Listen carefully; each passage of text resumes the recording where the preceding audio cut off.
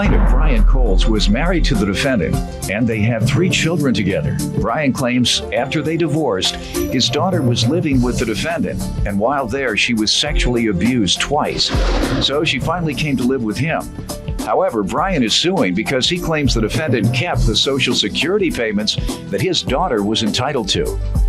Defendant Lisa Cole says the reason she divorced Brian is because she fell out of love with him. Lisa insists Brian agreed to let her keep her daughter's Social Security payments, and she feels the only reason he's suing her is because she's going after him for being $8,000 behind in alimony. Start with you. The defendant, Lisa, and I were married in 1988 and divorced in 2007. We have 3 children, 2 boys, one of which is here today.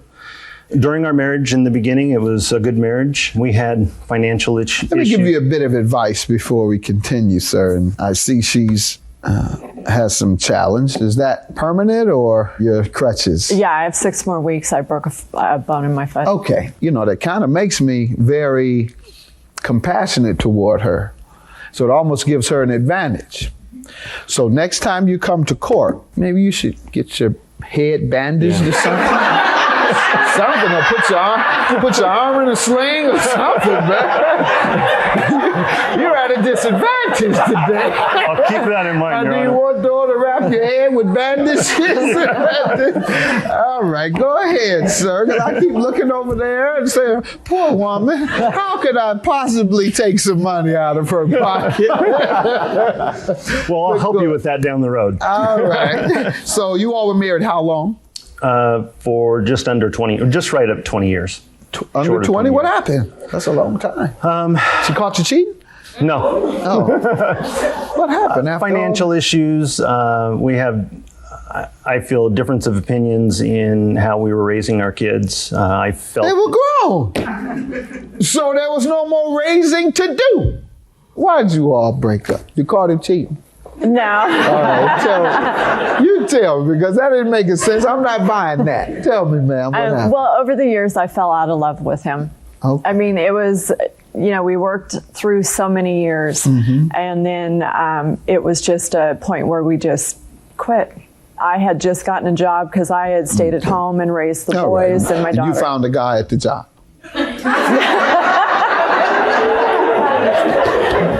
No, sir. All right. There has to be something, man. I haven't heard anything that is deserving of a divorce. You all were divorced after 20 years, and then what? How Yes, did we you were. get along thereafter? it was rocky, up and down. After the divorce, my kids, our daughter, we had shared custody of her. So we had her 50% of the time each. When she was born, around the age of 2, she was diagnosed with epilepsy. And she was receiving Social Security Yes, she for was. her child, for her health Correct. issue. Yes, sir.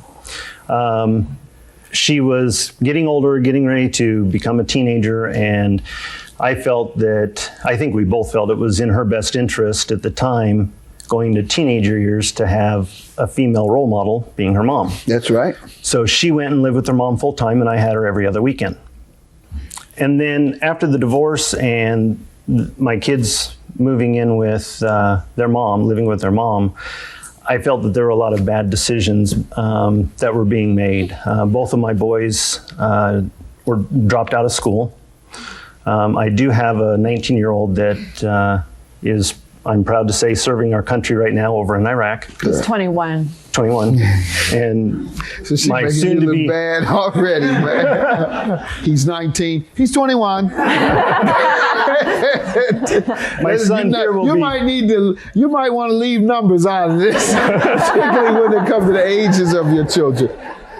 I'm going to let her get some background. Go ahead, ma'am. The only reason we're really here is because I finally pressed contempt charges on Mr. Coles because he's $8,000 behind in alimony. That is not true, sir. The reason why I went after her for the back Social Security payments. Do you owe her $8,000 in alimony? No, I don't, because, well, Your Honor, in the divorce decree, it stated that alimony would be paid after a bankruptcy was paid off. Are you saying you're caught up or not? I am saying that There are You're still not some caught up. circumstances. There are circumstances of revolving around it, Your Let's Honor. get to the Social Security that you're Okay. telling her about. In June of 2008,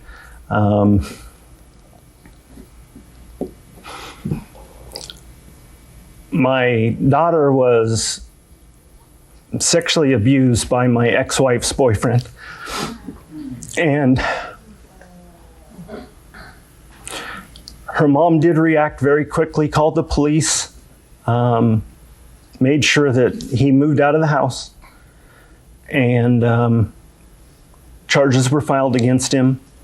I felt this was just a one-time thing that happened, that nothing else was going to go wrong. And so I didn't try to gain Was he custody of my convic- daughter. He was convicted, right? He was, yeah. All right. He So pled what guilty. happened next? She stayed with mom, She stayed with mom. and then what? And then our daughter had become friends through Facebook with a friend, with someone online, a girl, and had been talking back and forth. Spent the night one night at her friend's house, at this friend's house. I had never met her. I'd only heard And about what her. happened? In November, I got a very hysterical phone call from my ex-wife. And again, something that you never think is going to happen to your kid. My ex-wife is telling me that my daughter was raped by this Again? boy. Again. By whom? By this boy that was an acquaintance At the of house this other of girl. Her and her friend, yeah. Yeah. What happened from there? So at that point, I knew that I needed to get my daughter Yeah. into my home. And so we had a discussion towards the end of 2009 in December that I felt that it was in our daughter's best interest Okay. that she So come and you live all with agreed. me. So we agreed that she would come live with me. All right. So what happened to the Social Security payments? Well, during that conversation, one of the things that her mom had said was, I can't lose her child support and I can't lose her Social Security. And I said, I'm not here to address that. I'm here to make sure that Michaela is safe and is in, my custody. So Ron, I that didn't wasn't pursue what it. it Hold was. on, ma'am. I'm going to let him finish so he can tell me why you owe him Social Security payments. Yes, sir. I did not pursue that, Your Honor. I was more worried about my daughter. How does she owe you? Did she continue receiving it? Yes, And fail to pay for any help with the child? that is correct, Your Honor. And in April of this year, I went on disability. I injured my back. So I've been on disability. I had to go down to the Social Security office. And at the time, they found out that because of my records, Michaela, our daughter, was living with me, made me the payee. Okay. That's what should have occurred. You should have immediately become the payee. And Right. you didn't. So she kept the money and now you're suing her for it. January through July of this year, How much per month? $644. Ma'am, how do you respond? Your Honor, the time that we had that conversation was the last week of December 2009.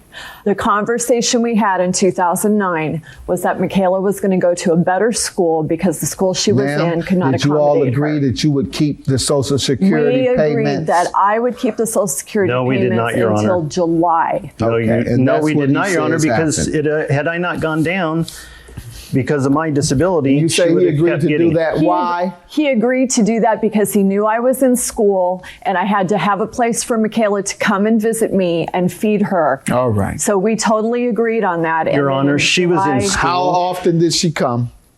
To my house? Yes. She came every other weekend, except there were some points in our other mediation Okay. where she didn't. Gotcha. This is what should have happened at Social Security, not with me. Have you been? They don't give me information because I am not on record. Only her mom is. And they told me it was her responsibility to inform them that she is no longer. That's not true. The only reason why it came up again, Your Honor, was because I had to file for disability. As soon as I did that, I have an email that I sent. Can I read it? Yeah, go ahead and read Okay. it. I sent this to her and I said, I had to go down to the Social Security office today and file for disability. In the process, they pulled up Michaela's information because they needed it for my claim. In doing so, and because she is living with me, they took you off as payee. And she responded back, it would have been nice to tell them she was still living with me. Now I cannot finish school and have to get a full-time job. Certainly, it looks as if she was suggesting that you all defraud the Social Security Administration. You obviously did not. So take that evidence to the Social Security Administration, because she didn't defraud you. She defrauded the Social Security Administration. They are the ones that have to award you the money and take her money. I cannot enforce things that have been granted by Social Security and is contested by a person who believes they're entitled to that Social Security, because I have no ability to enforce anything having to do with Social Security payments. You all are already in trouble, at least she is, and you're not going to mix me up in that. I'm not getting in trouble. Have a good day. He's making it look like it was Social Security fraud when it wasn't, and we had an agreement that that money would go to him in July, and he didn't start whining about it until April when he couldn't get any money. I went along with what the Social Security office had told me to do. She knew that the money was not entitled to her, and she took it and used it anyway, and now I'm having to pay the price for it.